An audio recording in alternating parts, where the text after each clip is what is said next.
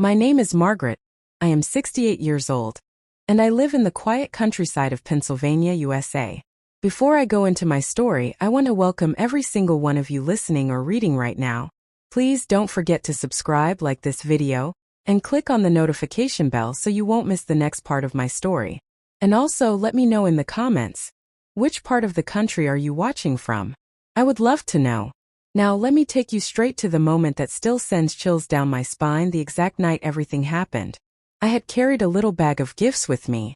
The snow was falling heavily that Christmas evening, painting everything white, like a picture from a greeting card. I trudged up to my daughter Emily's house, my boots sinking deep into the snow. My heart was beating fast with excitement, because it had been a while since we celebrated Christmas together. I imagined warm hugs, the smell of turkey roasting, laughter, and the crackling fire by the fireplace. But what I saw stopped me dead in my tracks.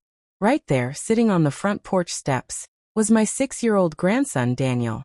His small body was shaking violently, his little hands red from the biting cold. Snowflakes rested on his hair and his eyelashes.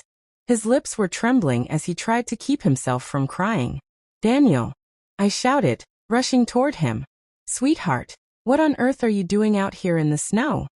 He lifted his sad little eyes to me, and what he said pierced through my heart like a knife. "Mommy said I can't come in, Grandma," he whispered, his teeth chattering. I froze. Inside the house, through the window, I could see warm light glowing. Laughter, clinking glasses, shadows of people moving happily around the fireplace.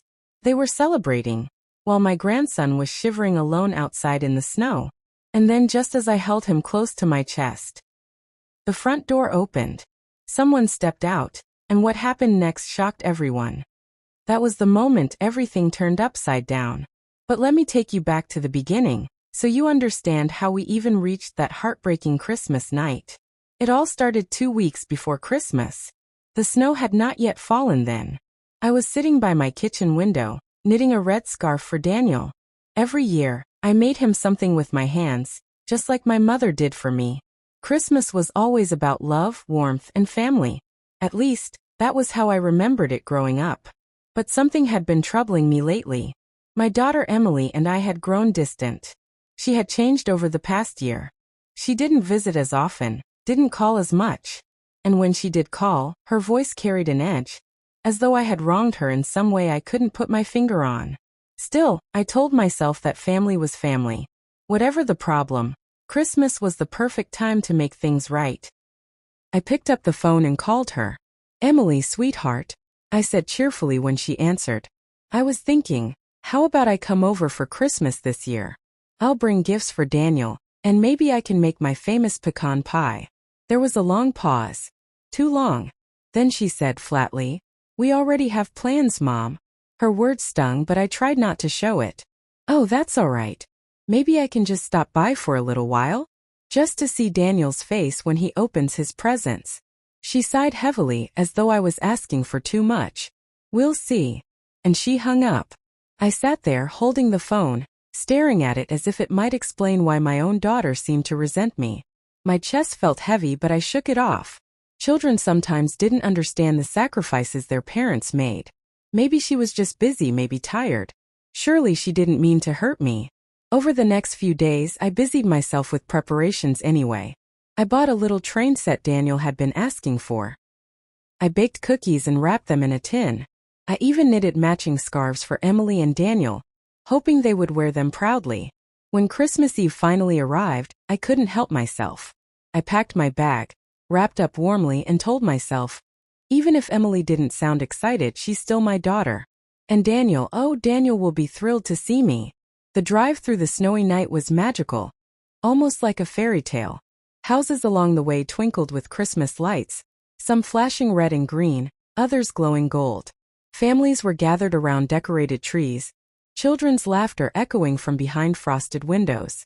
My heart ached a little, but I kept telling myself that soon I would join that warmth, that laughter. But I was wrong, because when I pulled up to Emily's house, the first thing I noticed was how alive it seemed inside. Shadows of people moving, music playing faintly. The glow of a fire lit up the living room window. I smiled, excited, carrying my bag of gifts to the door. But then I saw him. My little Daniel sitting outside like an abandoned puppy in the snow. And that was when the world flipped upside down. I know you are waiting to hear what happened when that door opened, but patience, my dears. For you to understand the full weight of that night, you must walk this journey with me from the beginning to the very end. Let me tell you what kind of mother Emily had been, what kind of grandmother I tried to be, and what secrets lay buried in our family that Christmas night would finally uncover. But before that, let me ask you again. Where are you watching this from? Are you also a parent, a grandparent, or maybe even a child listening? Because this story is not only mine, it might also remind you of something in your own life. Now back to the story. The days leading to Christmas were filled with little signs I should have noticed. Times Emily didn't answer my calls. Times Daniel's voice sounded muffled in the background, but she refused to let him talk to me. There was something wrong, something she was hiding. And little did I know, the truth would come crashing down the moment that door opened on Christmas night. The door creaked open slowly, letting out a wave of warm air that smelled of cinnamon and roasted turkey. For a second, I thought maybe Emily had finally changed her mind, that she had realized how wrong it was to leave Daniel outside in the freezing cold. But it wasn't Emily who stepped out. It was Richard, her husband. My son-in-law. His tall figure filled the doorway, his face red, not from the cold but from the wine glass still dangling in his hand. Music and laughter spilled out behind him, a reminder of the joy happening inside. "What are you doing here, Margaret?" he said, his voice heavy with irritation. His eyes shifted to Daniel, who was pressed against me, trembling. "And why are you holding him?" I tightened my arms around Daniel. "Why is my grandson sitting out here in the snow, shivering like this? What's going on, Richard?" His face hardened. "That's Emily's decision. Don't interfere." My blood boiled. Emily's decision? To leave a child, her own son, out in the cold while everyone else is warm inside. I raised my voice, not caring anymore who inside could hear me. "This is cruel." At that moment, heads began to turn from inside the living room. A couple of Emily's friends peeked curiously toward the door, their smiles fading as they saw the scene outside. Then Emily herself appeared behind Richard, her expression tight, her cheeks flushed as though she'd been caught. "Mom," she said quickly, "this isn't a good time. You shouldn't have come." I couldn't believe my ears. "Not a good time? Emily, your son could have frozen out here. Do you even realize how dangerous this is?" Daniel whimpered softly against me, his little body pressing closer to my coat. I rubbed his back, trying to give him warmth. Emily looked embarrassed, glancing at her friends behind her, then back at me. "You don't understand, Mom. Daniel misbehaved. He had to learn a lesson." "A lesson?" I shouted. "By being thrown into the snow like a stray dog?" Some of the guests inside gasped. One woman whispered something to another, clearly horrified. Richard's face twisted with anger, but Emily looked torn, caught between defending her pride and facing the truth. For a moment, silence hung heavy in the air. Snow continued to fall around us, each flake landing softly on Daniel's hair. My heart pounded in my chest as I realized this was more than just a punishment. It was something darker. I stood up, pulling Daniel fully into my arms. "If you won't take care of him, I will." And right then, Richard stepped forward, blocking my path. Richard planted himself in the doorway like a wall, his broad shoulders stretching from one side of the frame to the other. The warmth from the house hit my face, teasing me with the comfort Daniel and I had been denied. But Richard's presence shut us out. "You're not taking him anywhere," he growled, his breath reeking of alcohol. His eyes burned into mine, daring me to challenge him. I held Daniel tighter, his small fingers clutching at my scarf as though I were his only lifeline. "Get out of my way, Richard," I said firmly, my voice louder than I meant. "I won't stand here while you treat this child like a criminal. He's 6 years old." Inside, the party had gone quiet. Faces peeked from behind Richard's back. Some shocked, others pretending not to notice. Emily hovered nervously a few steps behind him, her eyes darting between me and her husband. "Mom, please," she whispered. "Don't make a scene." I spun toward her, my heart aching. "Don't make a scene?" "Emily, your son was out here freezing, his lips turning blue. And you're worried about making a scene?" What happened to you? For a moment, I saw a flicker of shame in her eyes. But Richard quickly stepped forward, his chest brushing against mine. You don't belong here, Margaret. This is my house. My rules. Daniel disobeyed, so he got punished. That's how children learn. I felt anger rise like a fire in my chest. That's not punishment, that's cruelty. A child learns with love, not with cold and fear. Daniel whimpered softly, burying his face into my coat. I kissed the top of his cold head, fighting the tears that threatened to fall. Move, I commanded. Now. But Richard didn't budge. Instead, he leaned closer, lowering his voice so only I could hear. You interfere again and you'll regret it. My heart pounded, not out of fear for myself, but for Daniel. What kind of man would say such a thing? And worse, what kind of mother would let her husband treat her child this way? Before I could reply, a voice cut through the tension. Is everything okay here? It was one of the guests, a tall man with a kind face, holding a glass of wine but looking more concerned than festive. He stepped closer, clearly uncomfortable with what he'd overheard. Richard straightened quickly, forcing a smile. Everything's fine, he said too smoothly. Just a little family disagreement. But the man's eyes dropped to Daniel clinging to me, his small body shivering, and then back to Richard. He didn't look convinced. Emily stepped forward, her voice trembling. Maybe Daniel should come inside now. For the first time that night, she sounded uncertain, as though the wall she'd built around herself was beginning to crack. Richard turned sharply to her, his eyes narrowing. We talked about this, Emily. The guests were watching closely now, whispers floating in the background. It was no longer just me against them. Others could see the truth. I took a deep breath, raising my chin. If you won't let him inside, I'll call the police. Right here. Right now. Gasps echoed from the doorway. Emily's face went pale. Richard's jaw tightened. For a moment, it felt like the world was holding its breath, waiting to see who would break first.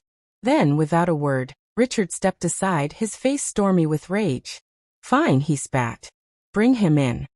I didn't wait for another second. I lifted Daniel into my arms and carried him inside. The warmth hit us instantly, and Daniel sighed against my chest, his tiny body beginning to relax. But the atmosphere was anything but warm. The party had frozen in place. People stood awkwardly with drinks in hand, avoiding eye contact, whispering to each other. The once cheerful music now sounded like a mocking background tuned to the ugly truth that had just unfolded. I set Daniel down gently near the fire, pulling off his wet mittens and rubbing his little hands between mine. It's all right, sweetheart, I whispered. Grandma's here now. Emily came closer, wringing her hands nervously. Mom, you shouldn't have come tonight. I looked up at her, my heart breaking. Emily, why? Why are you letting him treat Daniel this way? What happened to my daughter who used to laugh with me in the kitchen? Who promised me she would always protect her child no matter what? Her lips quivered, but before she could answer, Richard barked from across the room. That's enough. You've made your point. Now either sit down and behave or leave. The room grew colder, not from temperature but from tension. All eyes were on us. Some guests quietly slipped their coats on, clearly uncomfortable staying any longer. Others stayed hungry for the drama, their curiosity glued to every word. Daniel tugged at my sleeve, his voice small. Grandma, can we go home? My heart nearly shattered. His little eyes, wide and pleading, told me everything. This wasn't the first time he'd been treated this way. And unless I did something, it wouldn't be the last. I turned back to Richard, my voice steady but filled with fire. Maybe I should take him home with me. The words hung in the air like thunder. Emily gasped, her hand flying to her mouth. Richard's face darkened like a storm about to break. You wouldn't dare, he hissed. But I held Daniel's hand tighter, pulling him close. Try me. And right there, in front of everyone, Richard did something that no one expected. The room was thick with silence, every eye fixed on us. I stood firm, holding Daniel's trembling hand, my heart pounding like a drum. My words, try me, still echoed in the air. Richard's face twisted into something ugly, a mixture of rage and humiliation. Then, before anyone could react, He grabbed the wine glass in his hand and hurled it against the wall. The shattering sound jolted the room. Red wine splattered across the cream wallpaper like blood. Shards of glass raining down onto the carpet. Guests screamed, some backing away, others gasping in disbelief. Daniel jumped, clutching me tighter. I wrapped my arms around him protectively, my own body shaking but refusing to move. "You will not take him," Richard roared, his voice so loud it seemed to rattle the walls. His chest heaved with anger as he pointed a shaking finger at me. "This is my house. My rules. And if you don't like it, you can get out, both of you." Emily rushed forward, grabbing his arm. "Richard, stop. Please stop," she begged, her voice breaking. "The neighbors will hear." But Richard shook her off violently, his eyes still locked on me. "She thinks she can take my son from me? Over my dead body." The words hung heavy, darker than the snowstorm outside. The guests were frozen, torn between stepping in and staying out of a family war. One woman whispered to her husband, "We should call someone," but fear kept her rooted in place. I could feel Daniel trembling against me, his little sobs muffled against my coat. My instinct screamed at me to run, to grab him and get far away from this madness, but my legs stood rooted, defiant. I raised my chin and met Richard's glare head-on. "You may be his stepfather, Richard, but you will never be his real father. And if you think threatening me will make me walk away, you don't know me at all." Gasps spread across the room. Emily covered her face with her hands, torn between two worlds, her loyalty to her husband and her duty as a mother. For a moment, the house itself seemed to hold its breath. Then Richard took one step closer, his fists clenched. His whole body trembled with rage. And I knew he was seconds away from crossing a line that couldn't be undone. Daniel whimpered again, his small voice barely a whisper. "Grandma, I'm scared." That was it. My decision was made. I bent low, whispering to him, "Hold on tight, sweetheart." Then I stood tall and faced Richard, my heart racing with both fear and determination. "If you lay one finger on me or this child," I said, my voice steady, "I promise you'll regret it." Richard's fist lifted. The room gasped. And then Richard's fist hung in the air like a hammer about to fall. The entire room seemed frozen, as though even time itself was afraid to move. I held Daniel close, my body trembling but my eyes locked firmly on Richard's. "Don't you dare," I whispered, my voice cutting through the silence. For a split second, I saw him falter. His eyes darted to the guests, who were watching in shock, and then back to me. Pride and anger burned in his face. Slowly, deliberately, he lowered his fist. But instead of backing down, he turned his fury into words. "You've always meddled in Emily's life, Margaret. Always trying to make her feel like she's not good enough. Well, this is my house. My rules. And you don't belong here." I held Daniel tighter. If protecting my grandson makes me a meddler, then so be it. Gasps rippled through the room. Some guests were nodding quietly, their eyes sympathetic. Others looked away, clearly too uncomfortable to take sides. Emily's face was pale, her lips trembling. She reached out to me with shaking hands. "Mom, please. Don't make things worse. You don't know what you're doing." I turned to her, my heart aching. "Emily, look at your son. He's shivering. He's terrified. This is not the life you promised him." Her eyes darted toward Richard, then back to me. Tears welled up but never fell. She was trapped, torn between the man she lived with and the mother who had raised her. Richard sneered. "She knows exactly what she's doing. She's standing with her husband. That's what a good wife does." Something snapped inside me. "And what about being a good mother, Richard? Or have you forgotten that Daniel isn't even your blood?" The words flew out before I could stop them. The room went deadly silent. Emily's face flushed red with humiliation. Richard's eyes blazed, his jaw tightening like a trap. "You dare say that in my house?" he thundered. I took a step forward, shielding Daniel behind me. "I dare say it anywhere. Because the truth is, Daniel deserves love and kindness, not fear and punishment." For a moment I thought Richard would explode. His hands clenched into fists, his body shaking with rage. But then, something unexpected happened. One of the guests, the tall man from earlier, stepped forward. "She's right," he said firmly. No child should be left outside in the snow. That's not discipline. That's abuse. A murmur of agreement spread through the room. A few others nodded, their courage rising. Richard's face twisted. Stay out of this. It's none of your business. But the man didn't back down. It became our business the moment you left a child to freeze while you celebrated. Shame on you. For the first time, Richard looked rattled. His authority, usually so absolute, was being chipped away. He turned to Emily, his voice sharp. Say something. Tell them you agree with me. Emily froze, her hands shaking at her sides. Everyone's eyes were on her. The tension in the room was suffocating. I whispered softly, Emily, this is your chance. Stand up for your son. Her lips trembled, her breath uneven. She looked at Richard, then at me, then finally at Daniel, who peeked timidly from behind my coat. For the first time that night, she seemed to see the truth. Her voice was faint, but it carried through the silence. He's just a little boy, Richard. He didn't deserve that. The room gasped. Richard's face drained of color, then flushed crimson. He stared at her in disbelief, as though she had betrayed him. What did you say? Emily's voice grew stronger. I said he didn't deserve it. He's my son, and he's just a child. My heart swelled with relief. Finally, she was waking up. Finally, she was putting her child first. But Richard's rage was uncontrollable now. He slammed his fist onto the table, rattling glasses and sending a plate crashing to the floor. You're siding with her? He bellowed, pointing at me. Emily flinched but didn't back down this time. I'm siding with Daniel. That was it. The turning point. For the first time, I felt hope that maybe, just maybe, things could change. I crouched down beside Daniel, brushing the snow from his hair. Did you hear that, sweetheart? Your mommy's standing up for you. His little face lit up just slightly, a spark of hope in his frightened eyes. But before that hope could bloom, Richard lunged forward. His hand shot out, grabbing Emily's arm with a force that made her cry out. The guests shouted in alarm.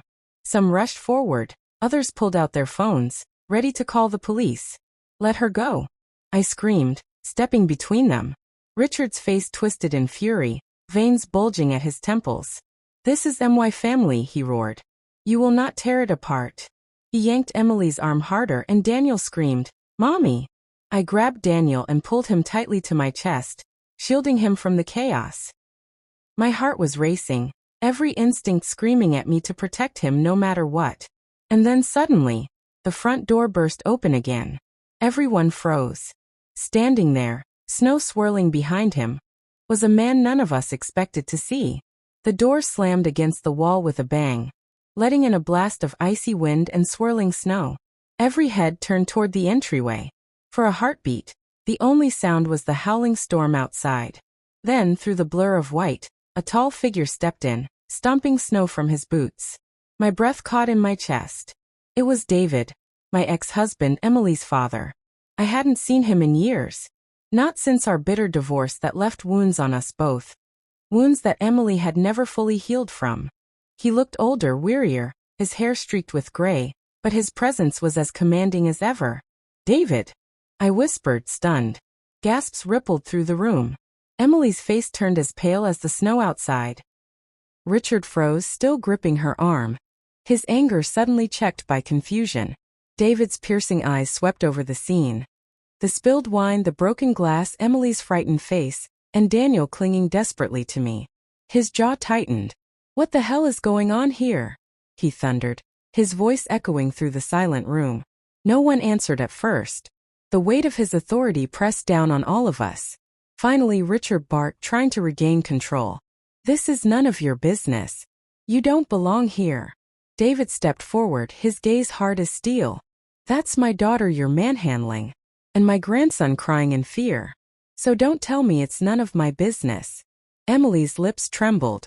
Dad, what are you doing here? David's voice softened for just a moment. I came because I had a feeling something was wrong. I couldn't ignore it. And now I see I was right. Richard scoffed, his grip on Emily loosening but not letting go entirely. You're just here to stir trouble. She's my wife. He's my son. I make the rules in this house. Your son. David's eyes flared. Don't flatter yourself. Daniel has a father, and it sure isn't you. The words cut through the air like a blade. The guests murmured in shock, some exchanging wide-eyed glances. Emily's cheeks burned with shame, her secrets unraveling in front of everyone. Richard's face twisted with fury. You have no right to say that. But David stood taller, his presence unshakable. I have every right. And if you so much as touch Emily or Daniel again, you'll answer to me. The tension in the room was unbearable. Daniel buried his face against me, trembling, while Emily looked trapped between her past and her present. Richard's fists clenched again. His pride was wounded, his authority slipping. And in that dangerous silence, I knew something explosive was about to happen. Because Richard wasn't the kind of man to back down without a fight. The room was so quiet you could hear the crackle of the fire in the hearth. David stood in the doorway, his coat dusted with snow, his presence filling the room like a storm cloud. Richard's grip on Emily's arm loosened at last, but his glare never left David. Emily's breath came in quick, shallow gasps. She looked between the two men, the father who had raised her and the husband who now controlled her. As if her world was splitting down the middle. David's eyes softened when he turned to her. Emily, he said gently, you don't have to live like this. But Richard stepped forward, blocking her from him, his chest puffed up like a guard dog. She's not going anywhere with you. You think you can just walk in here after all these years and play hero? This is my house. My family. I held Daniel close, feeling the small tremors in his body.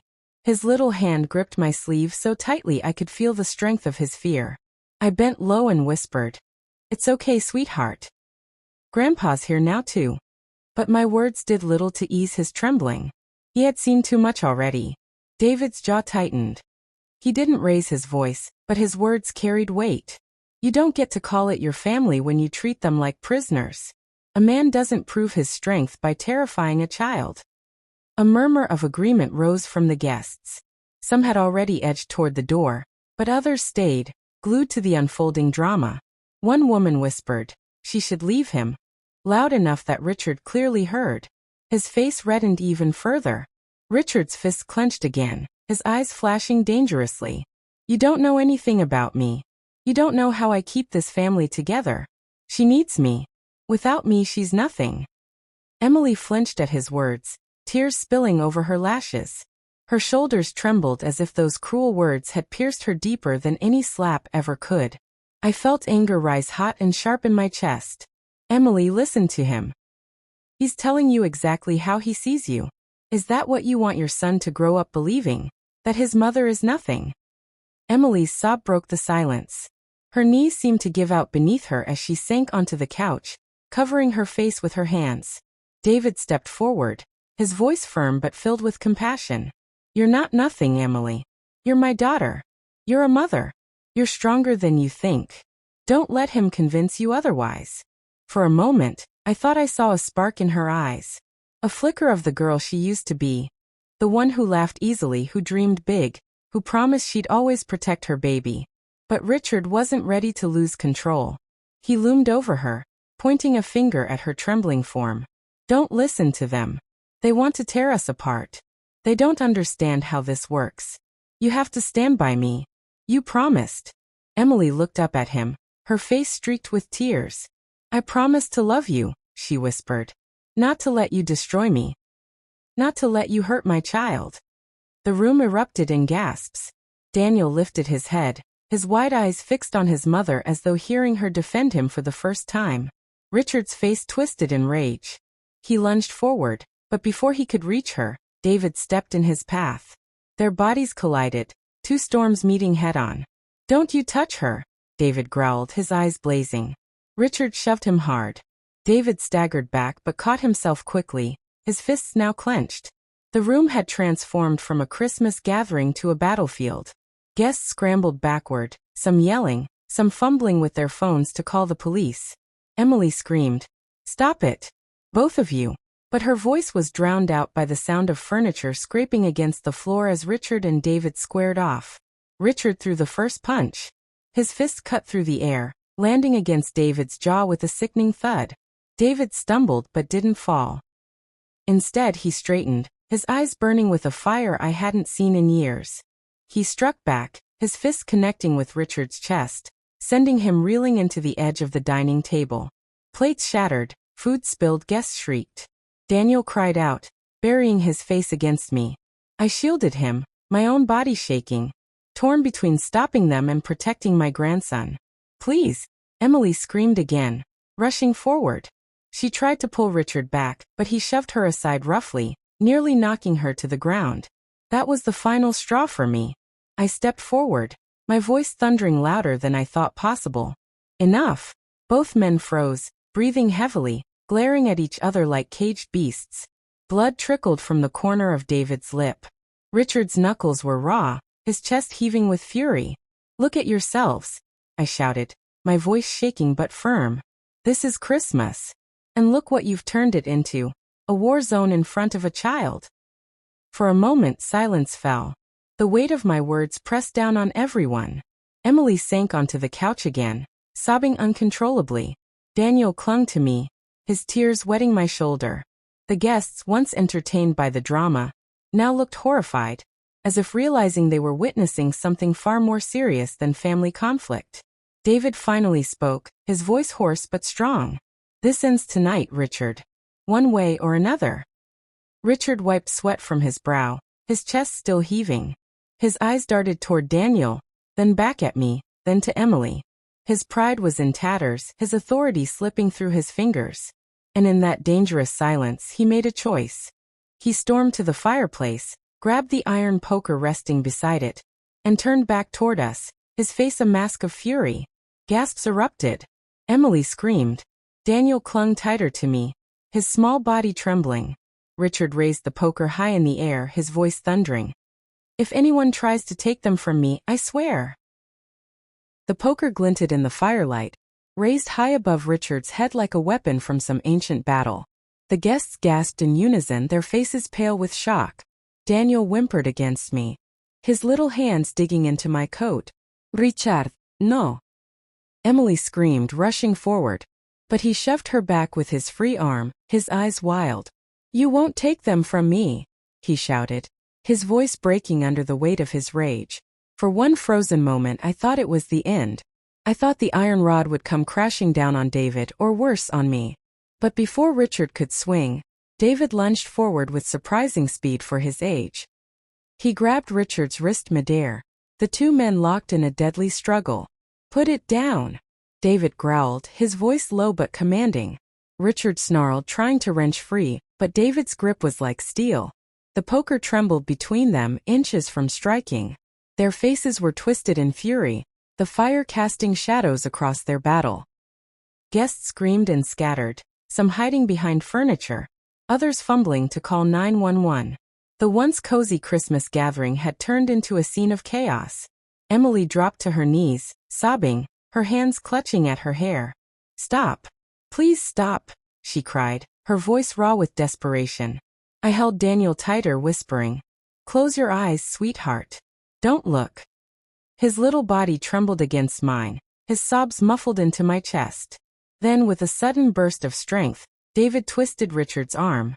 The poker clattered to the floor, the sound sharp and final against the hardwood. Everyone froze. David shoved Richard back, his chest heaving. You're finished, Richard, he said through clenched teeth. You don't deserve this family. Richard stumbled, his face red with fury and humiliation. His eyes darted wildly from me to David to Emily, who was still sobbing on the floor. He looked like a man cornered, his pride shattered in front of everyone. For a moment, I thought he might lunge again. But instead he staggered back, his hands trembling, his breaths coming in ragged gasps. This isn't over, he spat, his voice dripping with venom. None of you understand. She needs me. They all need me. He stormed toward the front door, yanking it open. A gust of icy wind and snow swept through the room.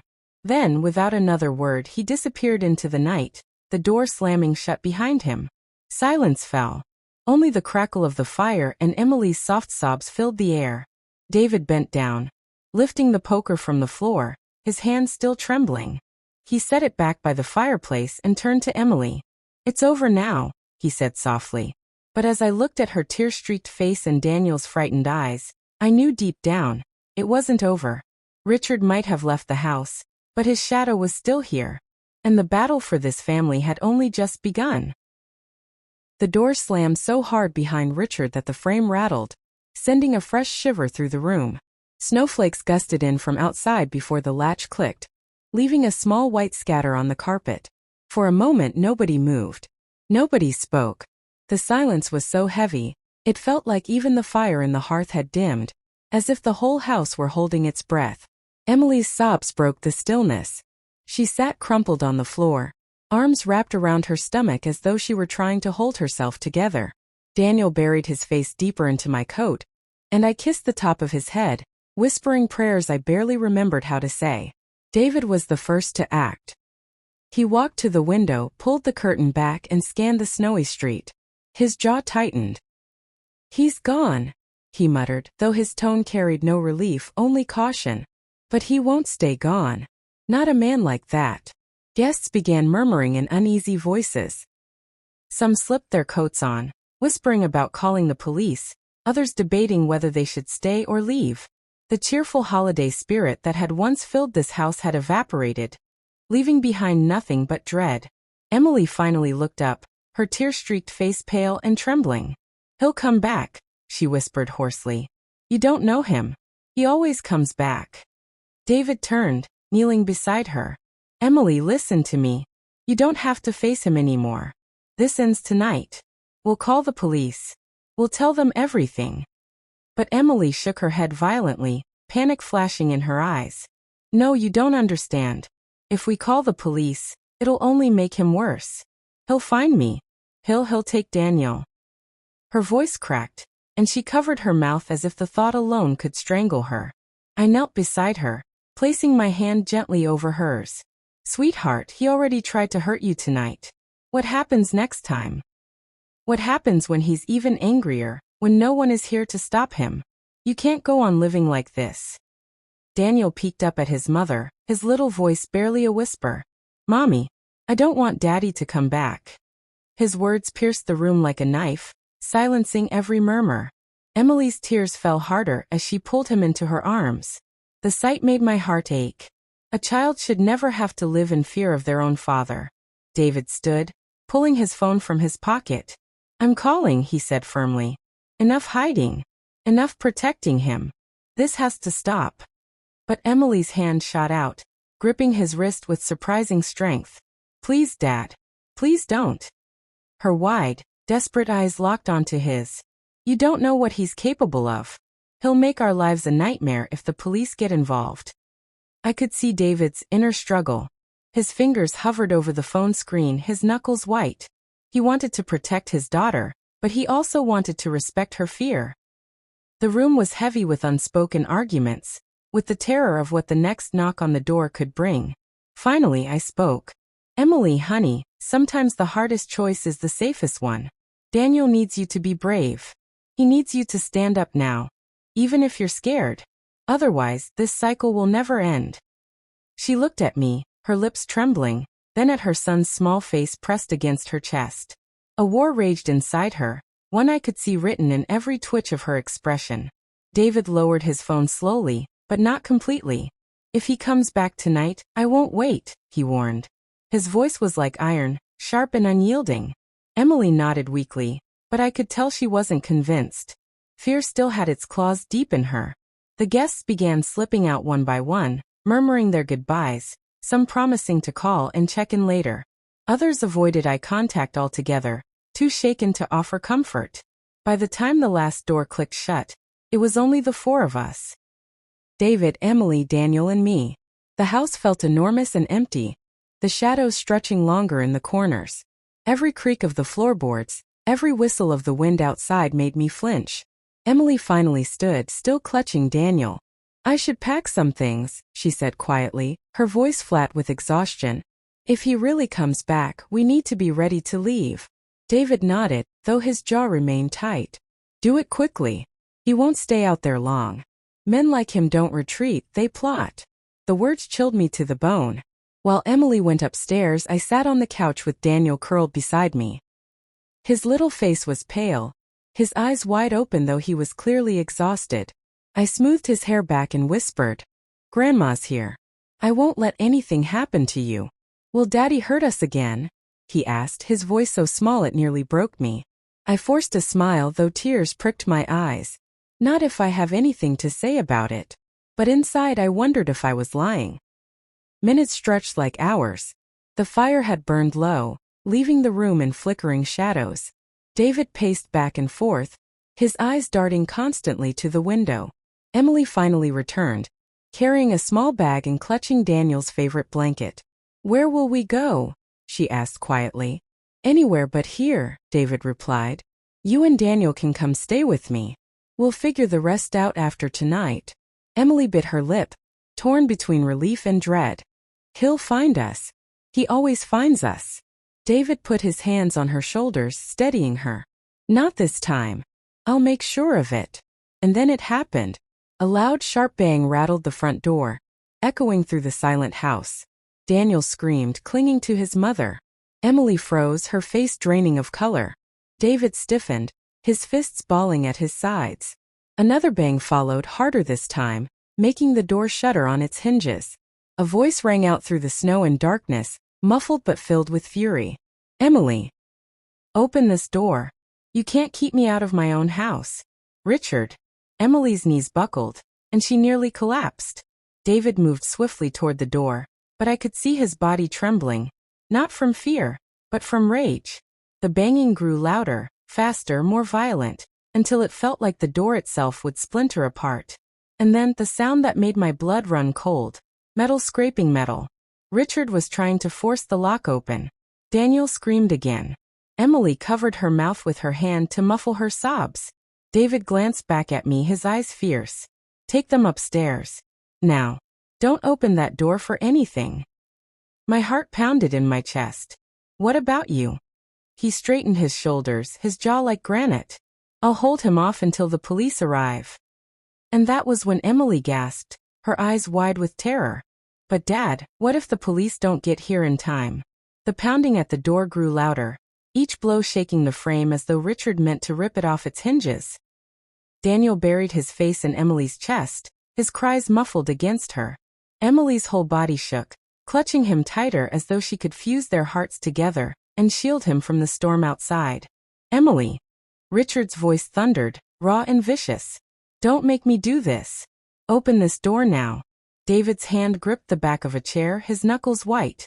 "Get them upstairs," he barked, his eyes fixed on the trembling lock. I didn't waste time. I pulled Emily by the arm, urging her toward the staircase. But she resisted, her feet rooted to the ground, her face pale with terror. "He'll hurt you," she whispered, her voice barely audible. David turned briefly, his gaze locking on his daughter. "I've faced worse than him. Go. Protect your boy." The sound of splintering would cut through the air. The lock gave a sharp snap, the door groaning under Richard's relentless force. Emily gasped and finally allowed me to pull her toward the stairs. Each step felt like dragging our lives uphill, Daniel's small sobs echoing in the dim hallway. Behind us, the final crash came, a brutal crack of wood against wood, and the door burst open. Snow and icy wind blasted inside as Richard stumbled through, his face twisted with rage, his coat soaked with frost. His eyes swept the room like a predator searching for prey.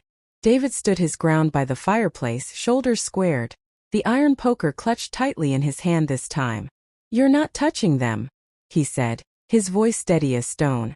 Richard's lips curled into a sneer. "You think you can stop me, old man?" The two men locked eyes, the fire casting their shadows large and fierce on the wall. For a heartbeat, the world seemed to hold still. Two forces on the edge of collision. Emily's hand clamped over my arm at the top of the stairs. "He's going to kill him," she whispered, trembling. Daniel whimpered, his tiny fingers gripping her hair.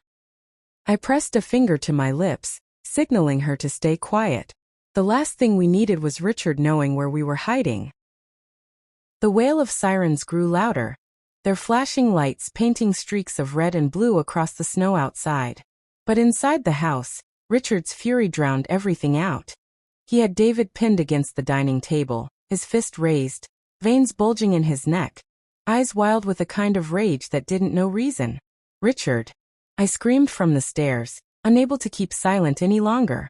Stop this before it's too late. But my voice only seemed to fuel him. His head snapped toward me.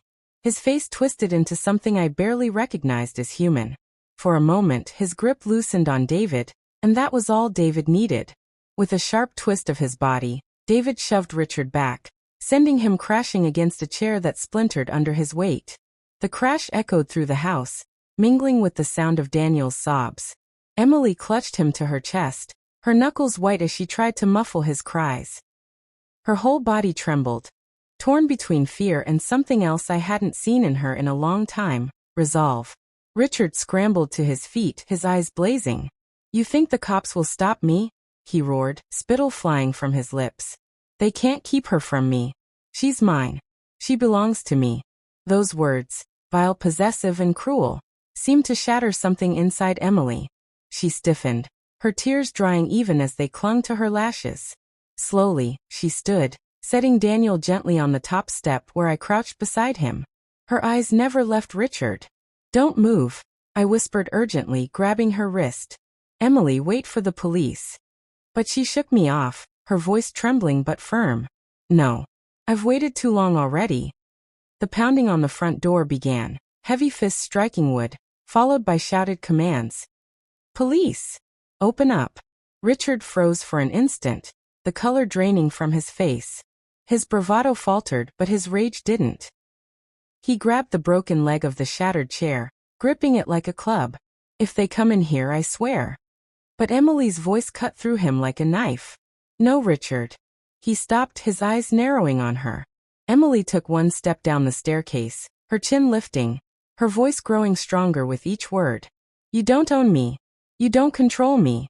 And you will never, ever hurt my son again." Her voice rang through the house, sharp and commanding. For the first time in years, I saw her not as the scared, broken woman she had become, but as the daughter I remembered, strong, fierce, unafraid to fight for what she loved. Richard blinked, momentarily stunned, his grip loosening on the makeshift weapon. He stared at her as though he didn't recognize her anymore. "Emily," he started, his voice softer, almost pleading. But she didn't let him finish. "No," she shouted, her finger pointed at him, her whole body trembling with fury. "You've taken enough from me. From us. Tonight it ends." The door burst open at that moment, police flooding into the house with guns drawn. "Drop the weapon. Hands where we can see them," they shouted, their voices echoing like thunder. Richard whipped his head toward them, panic flashing across his face. He raised the chair leg as though daring them to come closer. The officers stiffened, shouting louder. "Drop it! Now!" David stepped back, his hands raised, careful not to draw the officer's suspicion. I pulled Daniel tighter to me, shielding his eyes from the sight below. Emily didn't move. She stood tall on the stairs, her eyes never leaving Richard's. "If you ever loved me, even once, then put it down," she said, her voice shaking but filled with a strange kind of power. For a heartbeat, the world seemed to hold still. The only sounds were the crackle of the fire, the whimper of Daniel in my arms, and the heavy breaths of the man who had terrorized us all. Then Richard's arm faltered. The chair leg slipped from his fingers, clattering loudly to the floor. His shoulders sagged, his chest heaving. The police rushed forward, tackling him to the ground. Shouts, grunts, and the clink of handcuffs filled the room as they pinned him face down, reading him his rights. Richard struggled at first, spitting curses, but soon his voice broke into guttural cries. "She's mine.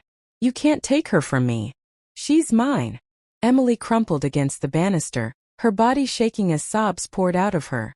Not of fear this time, but of release. Years of pain seemed to drain from her in that single moment, leaving her raw but free. David rushed to her side, wrapping his arms around her. "You did it," he whispered. "You stood up to him. I'm so proud of you." I kissed the top of Daniel's head, whispering over and over, "It's over, baby. It's over," though part of me still wondered if it truly was. As the police dragged Richard, cuffed and defeated, through the broken doorway into the swirling snow, his eyes found Emily's one last time. No more fury, no more bravado, just a hollow emptiness, a man stripped of all control. Emily straightened, her tears glistening, and whispered so quietly I barely heard it. "Goodbye, Richard." The officers shoved him into the waiting cruiser, the red and blue lights painting his face as the snow swallowed him up. The car door slammed, and with it, a chapter of our nightmare seemed to close. The house was quiet again, but it wasn't the same silence as before. This silence carried relief, exhaustion, and the fragile beginnings of hope. Emily turned to me, her lips trembling. "Mom," she whispered, clutching my hand. "Thank you for not leaving me. For not giving up on me." I squeezed her hand tight, fighting back my own tears. "That's what family is for, Emily. We hold on, even when it hurts." Daniel finally looked up, his little face streaked with tears. "Is Daddy gone?" Emily kissed his forehead, pulling him close. "Yes, sweetheart. Daddy's gone. And he's not coming back." But as I held them both in my arms, I knew the truth. Richard might be behind bars tonight, but healing from his shadow would take much longer. Still, for the first time in years, I saw a glimmer of light in Emily's eyes.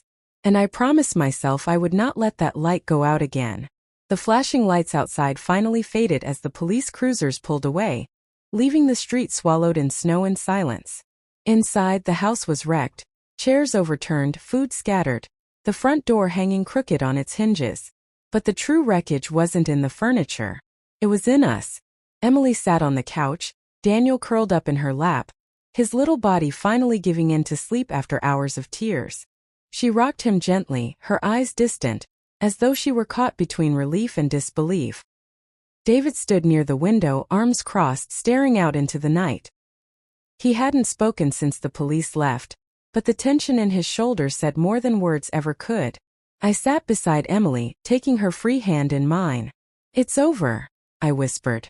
Though I wasn't sure if I was trying to comfort her or myself, Emily shook her head slowly. "It's never really over, Mom. He'll find a way. He always does." I squeezed her hand. "Not this time. You heard the police. They're keeping him in custody. He's not walking back through that door." She gave a bitter laugh, though it was hollow, fragile. "You think a locked door can stop Richard? He doesn't follow rules. He breaks them." David finally turned, his voice firm. "Then we'll fight him with everything we have. No more hiding, Emily. No more silence. Tonight proved one thing: you're stronger than him. You told him no, and you meant it." Her lips trembled, but for the first time, I saw a flicker of pride in her eyes. "I didn't even know I had that strength in me," she whispered. "I thought he'd taken it all." I brushed a strand of hair from her face, smiling softly. "He didn't take it. He buried it. Tonight you dug it back out." The three of us sat in silence for a while, listening to the fire crackle, watching Daniel sleep peacefully for the first time in months. The chaos of the evening still echoed in the walls, but slowly, the house began to feel less like a battlefield and more like a refuge. When Emily finally looked up at me, her voice was steady. "Mom, I don't want to go back to him. Ever again." Tears welled in my eyes. I squeezed her hand tighter, my voice breaking. "Then you won't. We'll make sure of it." David nodded, stepping closer. "Tomorrow, we'll talk to the police about a restraining order. You and Daniel will come home with me. You're not alone anymore." Emily's tears spilled over, but this time they weren't from fear. They were from relief. She leaned her head against my shoulder, her arms wrapped around her sleeping son. And for the first time that night, I let myself believe it too. Maybe, just maybe, the worst was finally behind us. The morning after Richard's arrest, the house felt foreign. Sunlight streamed through the crooked front door, bouncing off broken glass and scattered pine needles from the toppled Christmas tree. The cheer of yesterday's holiday had vanished completely, replaced by a heaviness that clung to every corner. Emily sat at the kitchen table, her hair pulled into a loose bun, her face pale from a night of almost no sleep. Daniel sat beside her, still wearing his pajamas, clutching a half-eaten piece of toast. His small eyes darted to the window every few seconds, as though he expected his father's shadow to appear there. David was on the phone in the living room, his voice low but firm. I knew he was speaking with the police again. He hadn't rested either. His determination was the only thing holding us upright. I poured Emily a cup of coffee, placing it gently in front of her. She looked up at me, her eyes tired but grateful. "Thanks, Mom," she whispered. I sat down across from her. For a moment we just sat in silence, the hum of the refrigerator the only sound. Then finally Emily spoke. "What if he comes back?" My chest tightened. "Sweetheart, the police won't just let him walk free after what happened. He'll face charges." She shook her head. "Charges won't stop him. He doesn't care about laws. He only cares about control. If he finds a way." Her voice trailed off, but the fear in her eyes said everything. I reached across the table and took her hand. "That's why you need to take steps now. A restraining order. Full custody of Daniel. Protection. You can't wait for him to change, because he never will." Her lips trembled. She glanced at her son, who was quietly picking at his toast. "I don't know if I'm strong enough." "You already proved you are," I reminded her softly. "Last night you stood up to him. That wasn't weakness. That was strength." David walked in then, his phone pressed to his chest. "The officer said we can come down this afternoon to file the restraining order," he said. "And they'll help Emily start the custody process too." Emily swallowed hard, her fingers tightening around her coffee mug. "This is really happening, isn't it?" David nodded. "Yes. And you're not doing it alone." Later that day we bundled Daniel up and drove through the snowy streets to the police station. The air inside smelled of paper, coffee, and disinfectant. A kind-faced officer named Martinez greeted us, guiding Emily into a private room to take her statement. Daniel sat on my lap in the waiting area, his little hands clutching his blanket. He asked every few minutes, "Grandma, is Daddy in jail?" Each time I gave the same answer. "Yes, baby. And he can't hurt you now." But inside I wasn't sure if I believed it myself. When Emily emerged an hour later, her eyes were red but her shoulders straighter. She clutched a stack of papers tightly. "It's done," she whispered. "The restraining order. The officer said he'll be served as soon as possible." David wrapped an arm around her. "One step at a time, Emily. That's how we take our lives back." That night, we stayed at David's house. It was quieter, warmer, safer, or at least it felt that way. Emily tucked Daniel into a guest bed, reading him his favorite story until his eyes finally closed. She lingered there long after he fell asleep, brushing his hair back, her own tears dripping silently onto his pillow. I stood in the doorway, watching her. She caught my eye and whispered, "I'm so scared he'll never have a normal life." I walked in, wrapping my arms around her shoulders. "He will. Because you're giving him something better than normal. You're giving him safety. That's more important than anything." Emily leaned into me, nodding, though her body still trembled. The next few days passed in a blur. We attended meetings, filled out paperwork, spoke to lawyers. Emily's voice cracked often, but she kept going. Every time she faltered, I reminded her of that moment on the stairs when she told Richard no. That was the ember we fanned into flame. Daniel slowly began to smile again. He laughed when David built him a fort out of blankets in the living room. He sang along when I played Christmas carols on my phone. But sometimes in the quiet moments his little face would cloud over and he'd whisper, "Is Daddy still gone?" And every time Emily would kneel down, hold his cheeks in her hands and say firmly, "Yes, Daddy's gone. And Mommy's here. Always." It was progress. Fragile but real. But peace has a way of being shattered when you least expect it. One evening about a week later, we returned from the grocery store. Emily carried the bags into the kitchen, humming softly, a sound I hadn't heard from her in years. Daniel skipped beside her, clutching a small candy cane the cashier had given him. I lingered at the door, brushing snow off my coat. That's when I noticed it. An envelope, lying on the porch half buried in snow. No stamp. No address. Just Emily's name scrawled across it in thick, uneven letters. My stomach dropped.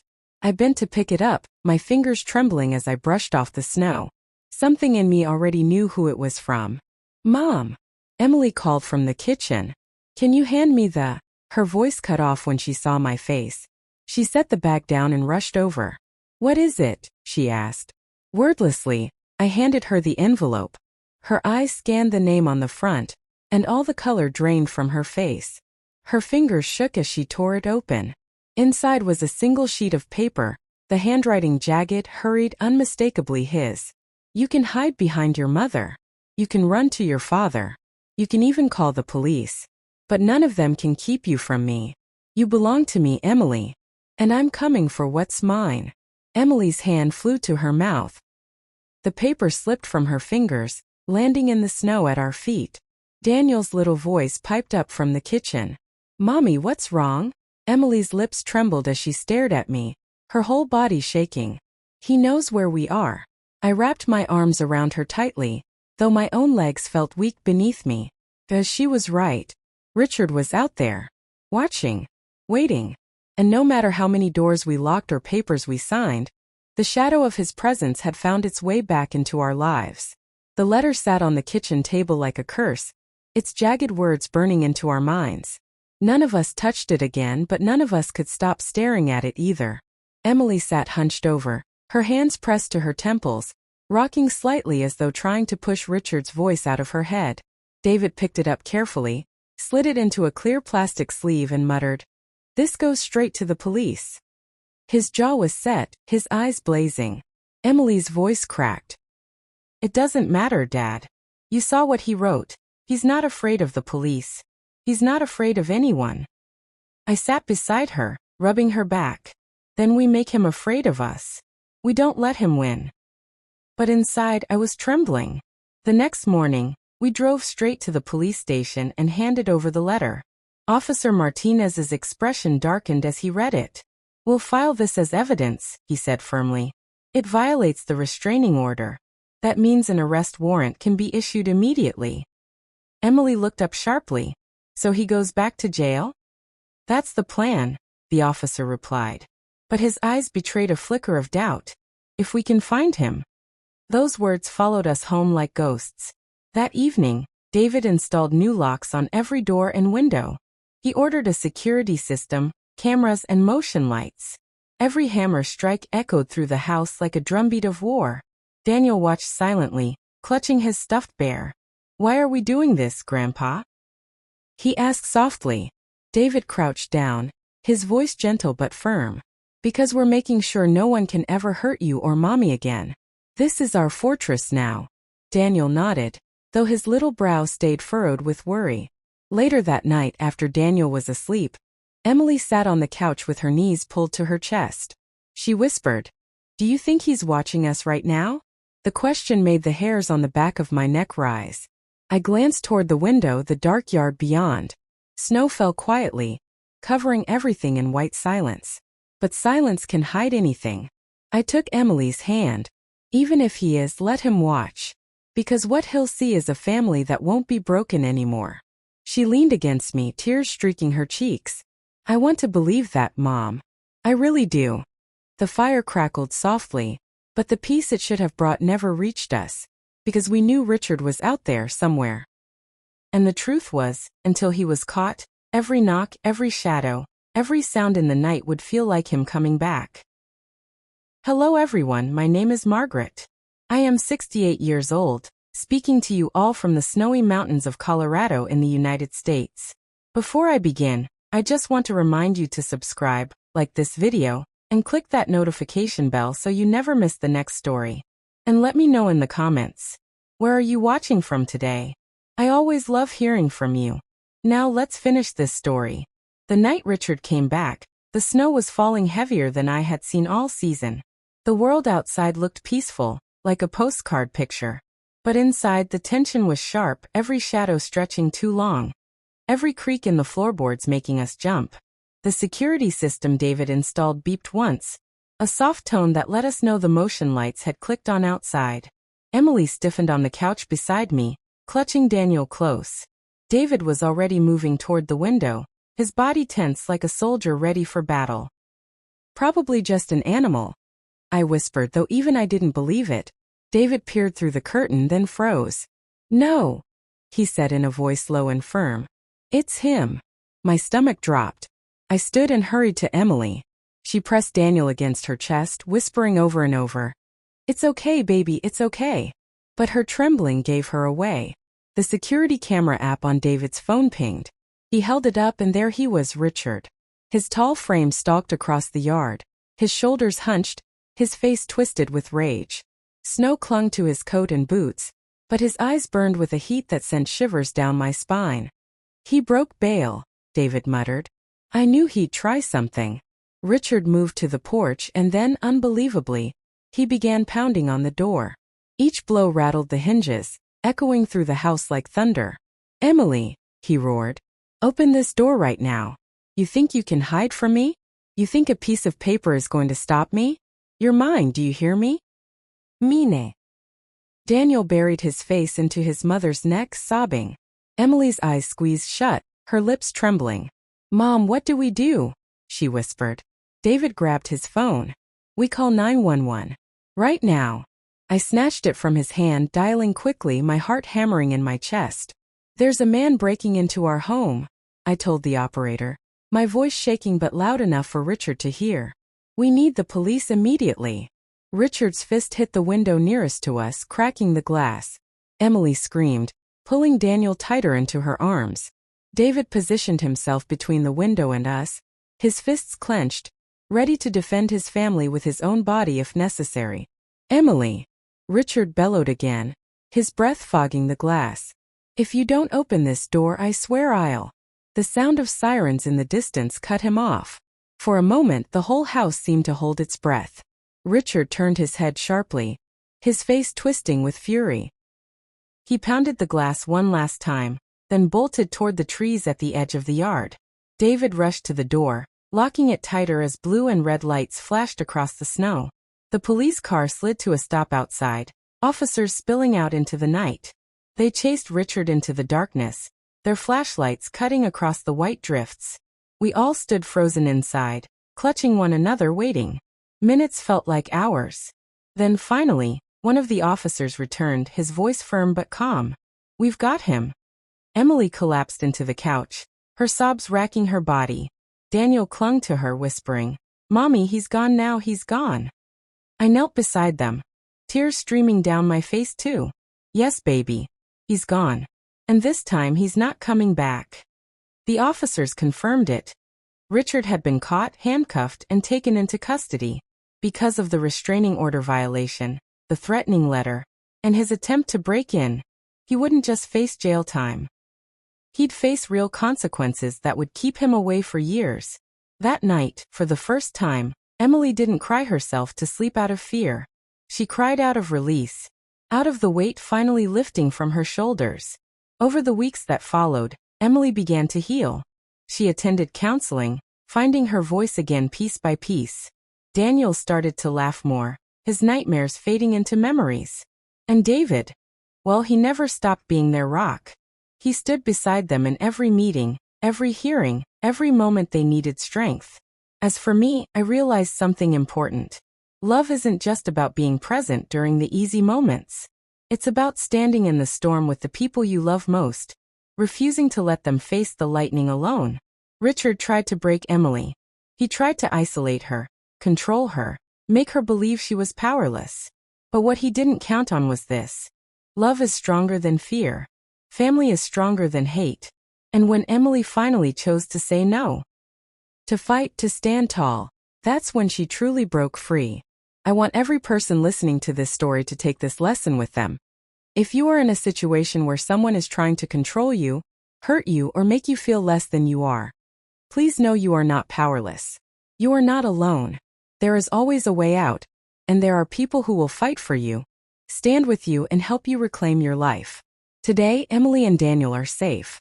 They are building a new future, one filled with laughter, peace, and the kind of love that heals old wounds.